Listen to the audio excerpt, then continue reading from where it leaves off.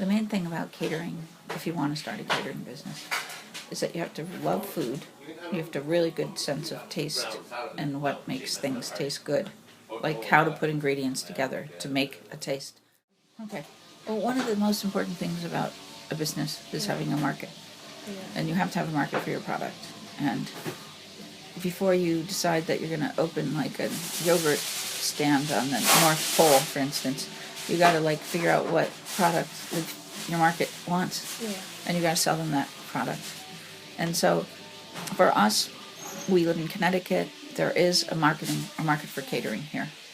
In some places there isn't, like Vermont. I'd love to move to Vermont, but there is no market for catering in Vermont. You really have to pay attention to making sure the food is timed right, because it's not just you have it on the stove and you put it on a plate and they eat it. You have to take it, you have to hold it at temperature, you have to make sure it's the kind of food that isn't going to spoil if it's held for a while. And there are a lot of aspects to catering that are not there in a restaurant. And if you have your own business, then you have to know how to do everyone's job, because that person might not be there at a time when you really need them, and you have to be able to step in and do it. So starting your own business from the bottom is a good thing, because then you learn all the jobs there are. So there's one thing about catering is that it is kind of,